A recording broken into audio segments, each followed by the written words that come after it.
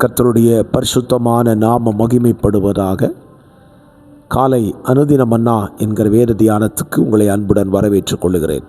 இந்த காலவெளியிலேயும் வேத தியானத்துக்காக 2 நாளாகவும் 15ஆம் அதிகாரம் அதனுடைய 2ஆம் வசனத்தில் ஆசாவை குறித்ததான ஒரு வார்த்தை. கர்த்தருடைய ஆவியானவர் ஆசாவோடு பேசுகிறார். என்ன பேசுகிறார்? நீங்கள் கர்த்தரோடு இருந்தால் அவர் உங்களோடு கூட இருப்பார். நீங்கள் அவரை தேடினால் உங்களுக்கு வெளிப்படுவார். அவரை விட்டுவிட்டீராகில் அவர் உங்களை விட்டுவிடுவார். ஆசா தேவனை தேடின ஒரு நல்ல ராஜா. அவன் மட்டுமல்ல, அவன் ஜனங்களையும் தேவனை தேட வைத்தான். இப்போ ஆசாட்ட ஆண்டு ஒரு வார்த்தை சொல்கிறாரு, நீங்கள் கர்த்தரோடு இருந்தால் அவர் உங்களோடு இருப்பாராம். நீங்கள் அவரை தேடினால் தென்படுவாராம். நல்ல வார்த்தை. அதுக்கு அடுத்து சொல்கிறதா யோசிக்க வேண்டியது, நீங்கள் அவரை விட்டுவிட்டீர்களாகில் அவர் உங்களை விட்டு விடுவார்.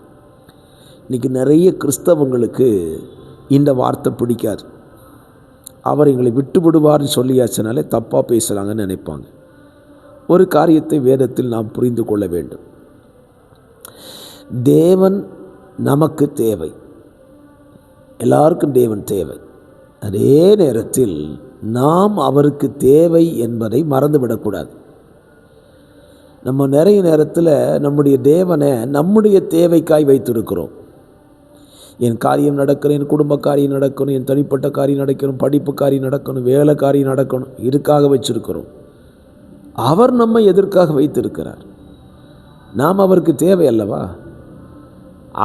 நாம் அவருக்கு தேவை என்பதினால் தானே அவர் நமக்காக இரத்தம் சிந்தினார். நம்ம அவருக்கு தேவைங்கிறத புரிந்து கொள்ளுங்கள். பல நேரத்தில் இந்த வார்த்தையை புரிந்து கொள்ள நாம் தவறு செய்து விடுகிறோம். தெளிவாக சொல்கிறார், நீங்கள் அவரை விட்டுட்டீங்கன்னா அவரும் உங்களை விட்டு விடுவாரா. ஆசாவுக்கு இந்த வார்த்தை ஒரு எச்சரிப்பு மணி. ஆகவே இந்த காலவெளியில் நம்ம வாழ்க்கையை சற்று யோசித்து கொள்வோம். நமக்கு ஆண்டவர் எவ்வளவு முக்கியம் தேவையோ அதுபோல் நாம் அவருக்கு தேவை. ஆகவே அவரை விட்டு விடாதிருப்போம். அவரை தேடிக்கொண்டே இருப்போம். அவர் சமூகத்தை நாடிக்கொண்டே இருப்போம். அவரையே பற்றி கொள்வோம். அப்பொழுது அவர் நம்ம கூடவே இருப்பார். ஆமென், ஸ்தோத்திரம். எப்படி பிதாவுக்கு இயேசு தேவைப்பட்டாரோ இயேசுவுக்கு பிதா தேவைப்பட்டார். இந்த ரெண்டும் தான் சரியான வாழ்க்கை. ஆகவே இந்த காலவெளியில் நல்ல சிந்தையோடு நாளை துவங்குங்கள்.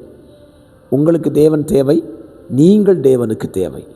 இந்த ரெண்டும் சரியாக இருக்குமானால் நம்முடைய வாழ்வில் ஜெயமான பாதைக்கு செல்லலாம். பரிசுத்த பிதாவே, இந்த வார்த்தையின்படி வாழ இந்த நாளிலே எங்களுக்கு நம்முடைய பிள்ளைகளுக்கு அனுக்கிரகம் செய்யும்.